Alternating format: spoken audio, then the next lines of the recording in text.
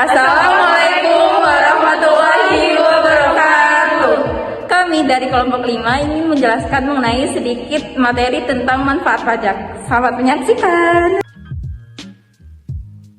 Halo teman-teman semua, apa sih yang ada di benak kalian mengenai pajak? Mengapa kita harus membayar pajak? Nah, definisi pajak adalah iuran rakyat kepada kas negara berdasarkan undang-undang dengan tidak adanya jasa timbal balik atau kontraprestasi yang langsung dapat ditujukan atau dirasakan untuk membayar pengeluaran umum.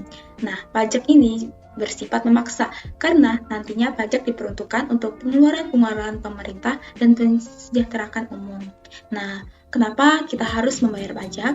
Nah, kewajiban pajak ini harus dipahami sebagai kewajiban untuk berkontribusi bagi kesejahteraan dan pembangunan negara, bukan sebagai hukuman, akan tapi kewajiban membayar pajak ini di dalam undang-undang serta negara ini membutuhkan pajak sebagai sumber keuangan untuk membangun bangsa dan mensejahterakan kehidupan masyarakat.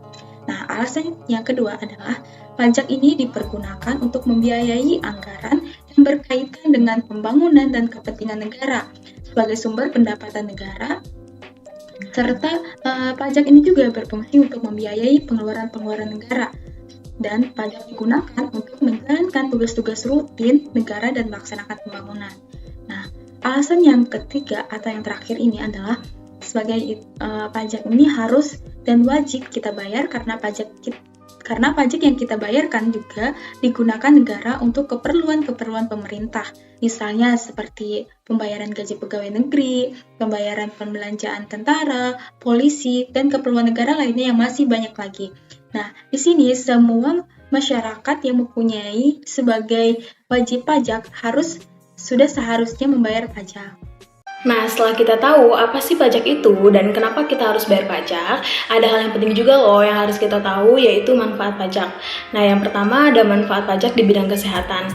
Ternyata tanpa kita sadari, manfaat pajak di bidang kesehatan ini sudah kita rasakan manfaatnya sejak masih kecil, yaitu kita mendapatkan program imunisasi secara gratis atau dengan biaya yang terjangkau. Program imunisasi ini merupakan program yang mana anak-anak mendapatkan vaksin yang diberikan dalam rangka mencegah penyakit menular dan melindungi anak-anak dari risiko kesehatan yang serius. Lalu pemberian vaksinasi pada saat COVID-19 kemarin, kita juga bisa mendapatkan vaksinasi dengan gratis tanpa harus bayar. Lalu manfaat berikutnya yaitu dengan adanya pajak dapat digunakan untuk membiayai program-program pencegahan penyakit dan promosi kesehatan. Nah, dana yang didapatkan bisa digunakan untuk program penyuluhan kesehatan, program penanggulangan penyakit menular, program penanganan stunting, dan sebagainya. Kemudian terdapat subsidi kesehatan di mana pajak yang dikumpulkan oleh pemerintah ini digunakan untuk memberikan subsidi kesehatan kepada orang-orang yang membutuhkan. Jadi, orang yang berada di ekonomi menengah ke bawah bisa merasakan pelayanan kesehatan dengan harga yang terjangkau. Selanjutnya di sini saya akan menjelaskan manfaat pajak di bidang pendidikan. Tapi sebelum itu saya ingin menjelaskan sedikit mengenai keterkaitan antara pajak dan pendidikan. Yang mana perlu kita ketahui bahwa pajak mendanai 20% untuk kepentingan pendidikan yang dapat dilihat dari APBN negara. Dana APBN negara sendiri didapatkan atau diperoleh dari masyarakat atau wajib pajak yang sudah membayar pajak. Dan dari situlah pemerintah mendapatkan pendapatan untuk APBN yang kemudian disalurkan ke bidang pendidikan maupun bidang lainnya.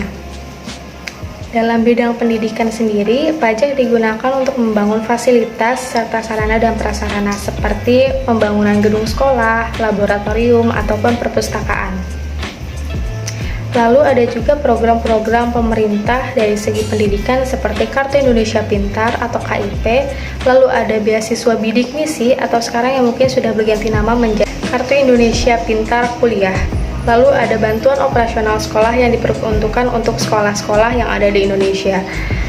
Selain dari itu, manfaat pajak mungkin sudah pernah kita alami atau pernah kita rasakan seperti biaya pendidikan yang terjangkau mulai dari kita sekolah dasar hingga perguruan tinggi. Dan mungkin ada salah satu peristiwa atau kejadian yang tidak bisa kita lupakan, yaitu pandemi COVID-19, yang mana pada saat itu pemerintah menerapkan sistem pembelajaran online atau daring yang diperuntukkan untuk seluruh pelajar yang ada di Indonesia.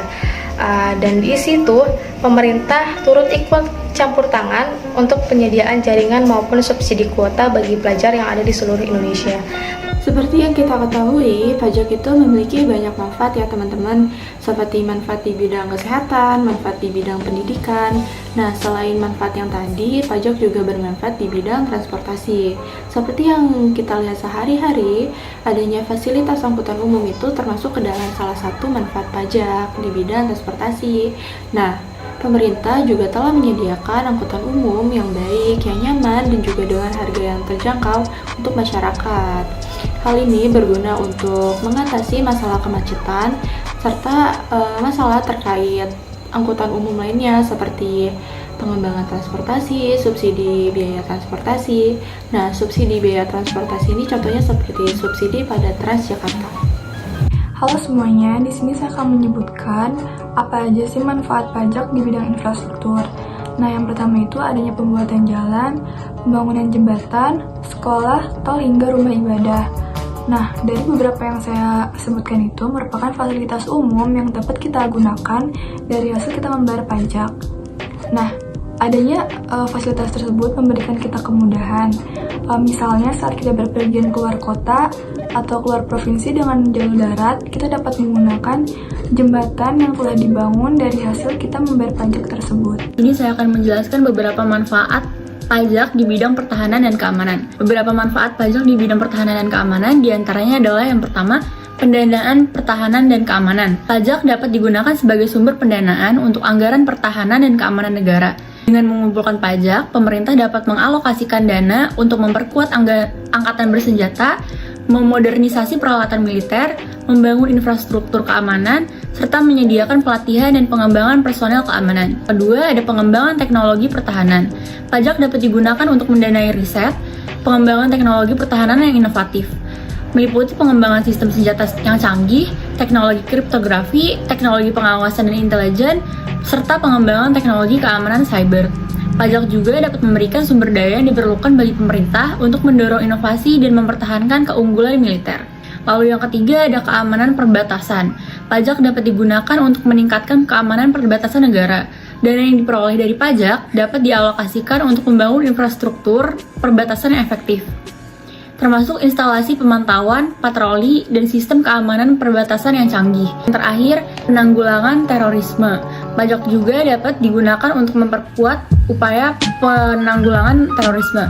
Dana pajak dapat dialokasikan untuk memperkuat intelijen dalam mengidentifikasi dan mencegah ancaman teroris, mendukung operasi penegakan hukum, serta melibatkan masyarakat dalam program pencegahan terorisme. Nah, itu tadi penjelasan mengenai manfaat pajak. Sekian dari kami. Wassalamualaikum